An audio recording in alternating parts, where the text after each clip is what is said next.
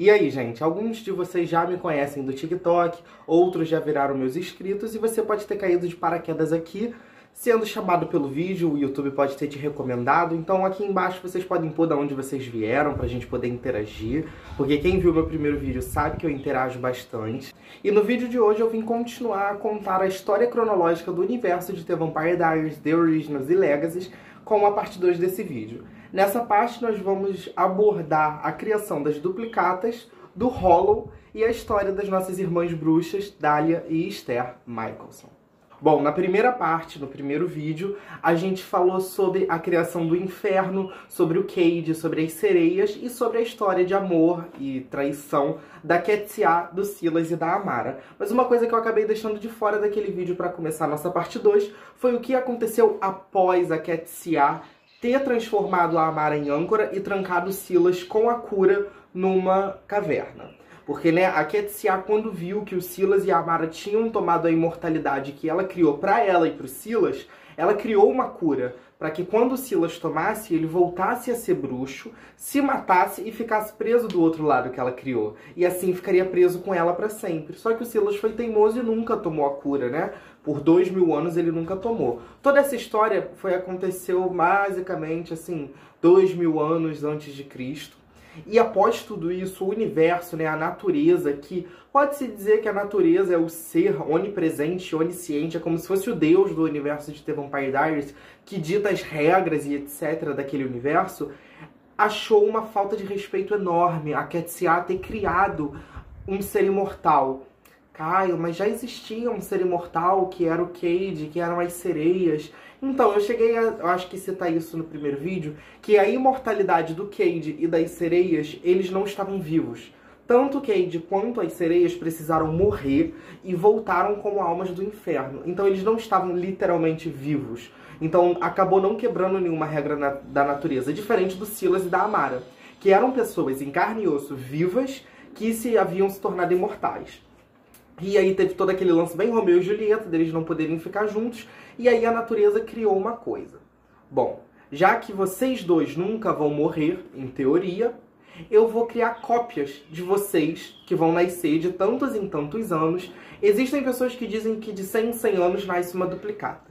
Não podemos confirmar isso, porque em momento nenhum na série diz que é de 100 em 100 anos. Então seria uma mentira eu afirmar para vocês.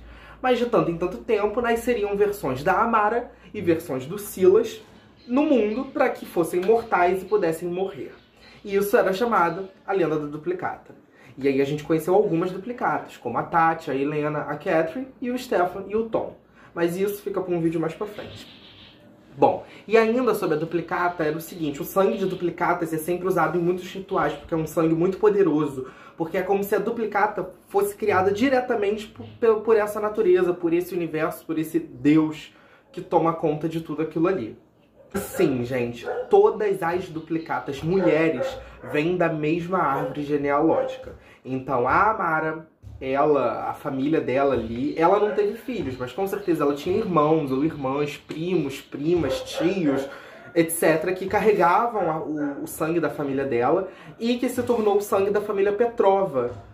E a partir do sangue da família Petrova em diante. E todos os duplicatas homens vinham da mesma árvore genealógica. Então, a família do Silas, em algum momento, deu origem à família Salvatore, que em algum momento também deu origem à família do Tom Avery, né? Para a família Avery. Então, em 500 anos antes de Cristo, aí a gente já avança 1500 anos para frente, né? Em 500 antes de Cristo, existiam 7 tribos bruxas nativo-americanas que queriam selar paz entre elas. Todas elas caçavam lobos e elas queriam celebrar uma paz ali entre eles, uma trégua. E para isso eles arranjaram um casamento entre a filha de um líder e o filho de um líder. E aí, para celebrar essa união, quando essa moça ficou grávida, todas as 7 tribos botaram magia na barriga dessa mulher. Então o bebê estava carregado de magia, era muita magia. Magia dos 7 clãs bruxos que estavam ali presentes, né? Nativamente, provavelmente um dos 7 primeiros clãs bruxos. E aí, quando essa criança nasceu, ela nasceu com um símbolo de esperança. Era o próprio profeta, o próprio Messias daquelas tribos que trariam um novo momento para aquelas tribos. Porém, Essa criança, com tanto poder acumulado dentro dela, acabou começando a ceder para aquele poder. Acabou começando a escutar vozes, acabou começando a gostar de matar. Por onde ela passava, a morte seguia ela. Então as tribos, quando ela chegou em uma idade, que provavelmente era em torno de 16, 17 anos, que a gente vê que a Inadu, que era o nome dessa criança, Inadu Loboner, não era muito velha, ela era bem jovem quando aconteceu tudo isso, então ela deveria estar no máximo uns 20 anos. Então as tribos decidiram assassinar a Inadu. Mas como matar ela, né?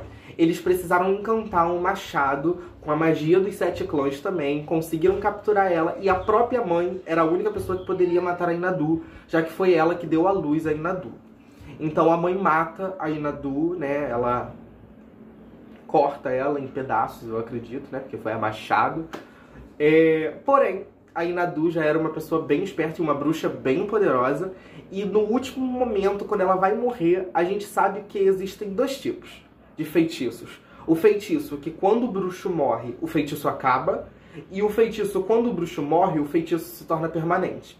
Por exemplo, o feitiço do sono que o Kai botou na Helena. Quando ele morreu, quando o Daemon arranca a cabeça dele, torna o feitiço permanente. Então a Bonnie precisava lutar muito mais para tentar quebrar aquele feitiço. E a Inadu fez a mesma coisa. No momento da morte dela, ela lança uma maldição, um feitiço na sua tribo, onde com a morte dela seria confirmado esse feitiço e ninguém nunca poderia quebrar, e ninguém nunca conseguiu, que transformaria em toda noite de lua cheia, como aquela noite que ela estava sendo assassinada, todos das tribos em lobos, criando a maldição do lobisomem.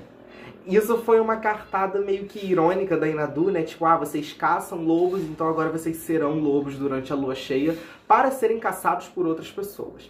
E daí, as tribos de bruxa se transformaram em tribos de lobisomem. E aí foram criados a maldição do lobisomem e as 7 matilhas. A mais famosa, que era da mãe da Inadu e da Inadu, é a matilha Loboner, que no futuro deu origem a Hayley, que deu origem a Hope. E essa tribo é a realeza dos lobisomens. Porém, as outras matilhas deram origem à matilha que no final deu a família do Klaus e deu a família Lockwood. Então, é engraçado que dessa transformação que a Inadu cria, né, ela transforma bruxos em lobos, a gente já vê como a natureza também agiu, né? No universo de The Vampire Diaries a gente já teve presente com metade vampiro e metade bruxo, metade vampiro e metade lobo, mas a gente nunca esteve presente com metade lobo e metade bruxo. E isso é dito que tem em alguns livros de The Originals que saiu, porém a gente nunca viu na série, então a gente não pode levar isso muito a sério. Então você vê que ali mesmo a natureza, já quando eles viraram lobos, eles deixaram de ser bruxos. Então é isso que eu acredito. Se um bruxo tiver o gênio do lobisomem, que foi passado biologicamente, ao ativar a maldição, eu acredito sim que o bruxo perca seus poderes. Mas isso a gente não viu até hoje, talvez a gente possa ver no futuro com o filho da Freya, da Killing e do Vincent, que pode vir com os 2 gênios. E aí a gente chega numa parte que já é mais conhecida pelo grande público, que você começa a ver umas carinhas mais conhecidas, se você só assistiu The Vampire Diaries, que é o ano de 980 depois de Cristo. As irmãs Dália e Esther, nós não sabemos o sobrenome delas, então serão tratadas por enquanto só como Dália e Esther, viviam numa vila na Europa, camponesas, tudo bem, e bruxas bem poderosas. E aí elas são atacadas por vikings, né, naquela época, e são levadas como reféns, né, dos vikings para serem casadas, para se casarem com os vikings e etc. Porém, depois de muitos anos em cativeiro, a Dália nunca aceitou isso e prometeu que iria defender a irmã, prometeu que levaria a saída deles. E muita gente fica, poxa, mas se elas eram bruxas, por que elas só não mataram eles e etc? Porque elas eram muito jovens ainda, elas tinham o potencial de se tornarem bruxas muito fortes, mas elas ainda não tinham esse poder tanto para lutar contra a força física dos vikings. E após anos de cativeiro, a Dália finalmente conseguiu o poder o suficiente, porque ela ficou ali, ó, treinando, ficou tentando pegar mais poder, enquanto a Esther acabou se acostumando com a vida viking e chegou a se apaixonar por um viking, o chamado Michael Michelson. E ela se casou com ele, se tornando Esther Michelson. Porém, a Dália nunca aceitou isso e conseguiu a própria liberdade e fugiu, deixando a irmã para trás. Ela nunca perdoou a irmã por isso, porque elas tinham um voto de sempre e para sempre, o nosso famoso Always and Forever, dos irmãos originais. Na verdade, vieram da mãe e da tia deles, e a Esther acaba sendo a primeira pessoa a quebrar esse voto. Então a Dália fica muito irritada. E aí, nossa querida Esther Mikeson, após alguns anos ali já com o Michael e tal, a Dália acabou ficando por perto, mas ela não era mais... não estava mais em cativeiro. A Esther percebe que não pode ter filhos. E, gente, era uma época em que ter filhos era basicamente a coisa mais importante que a mulher poderia fazer, né? Na visão daquela sociedade. Quanto mais de uma sociedade viking. Então ela precisava ter filhos. Então ela recorre à irmã dela, que nessa época já era uma bruxa extremamente poderosa. Provavelmente a mais poderosa da época dela, né? Porque a gente só conhece ela. Mas provavelmente ela era a bruxa mais poderosa ali daquela região, pelo menos. E da Europa. Então ela pede ajuda da Dália para que a Dália torne ela fértil. Só que a Dália já estava bem irritada já há muitos anos com a Esther e pede algo em troca. Toda vez que a Esther tivesse um filho, né, o seu primeiro filho, o seu primogênito, seria dado a Dália em troca de pagamento pelo feitiço. E toda vez que um filho dela tivesse um filho, esses primogênitos também seriam dados a Dália. E a Esther concorda, porque ela está desesperada, sem pensar no amor que ela teria pelos próprios filhos. E após alguns anos, a Esther já tinha tido sua primogênita, Freya Mikaelson, que era muito amada pelo Michael. A Freya acabou sendo uma luz pro Michael. Ela começou a mudar o Michael ali, quando ele começou a ser realmente um pouco mais amoroso. Depois ela teve o primeiro filho, o homem dela, o Finn. E quando ela estava grávida do filho Elijah, seu terceiro filho, a Dália veio, soube dos filhos, chegou. Freya tinha em torno de 4, 5 anos. E disse, vim cobrar o nosso acordo. Me dá a criança, que era a Freya. A Esther, nessa época, já amava com todo o coração dela os filhos dela e tenta não entregar a Freya de forma alguma. Ela estava grávida do Elijah, o Finn era pequeno, o Finn era muito amigo da Freya. E aí a Dália pega, não se importa, diz que a Esther não tem poder o suficiente para deter ela, e realmente ela não tinha. E a Esther fala, mas o que eu vou falar pro Michael? Ele tá em viagem, e agora? E a Dália fala, bom, você fala que ela morreu de peste, você fala que ela ficou doente, a gente tá no inverno, crianças morrem, só sei que ela é minha. E você não pode fazer nada com isso. E a Dália levou a Freya para ser criada por ela. E a Esther ficou desolada.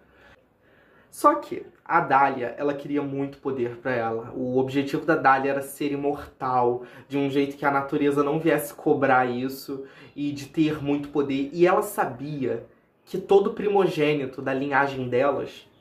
Que assim, né, a gente não sabe o sobrenome delas, então a gente pode tratar a Dália como assim, uma bruxa Mikaelson. Mas só pra englobar, né, ter um nome de linhagem. Ela sabia que a linhagem delas, todo o primeiro filho era muito poderoso. Por isso que ela já pediu. E o feitiço que ela fez aumentou isso. Então a Freya veio com um poder enorme. Não é um poder tipo Hollow, mas é um poder muito forte. Então a Dália, a primeira coisa que ela fez foi ligar a vida da Freya dela, quando a Freya ainda era bem pequenininha. A gente vê essa cena, ela na neve, o raio cai. Ela conecta para que os poderes da Freya fossem passados para ela também. Como a Freya não sabia usar feitiço, era só uma conexão de um lado, por causa que a Dália usaria a força da Freya. E aí a Esther ficou desolada, obviamente. Ela e o Michael nunca mais tiveram uma relação boa depois disso. A depressão que ele teve por perder a Freya foi muito grande. Primeiro que era uma filha e era sua primeira, então foi realmente difícil para eles. E aí a Esther foi tendo mais filhos, até que aconteceu uma tragédia na família e ela resolveu criar uma espécie que a gente é bem familiarizado, que são os vampiros. Mas isso fica pra parte 3. Espero que vocês tenham gostado do vídeo.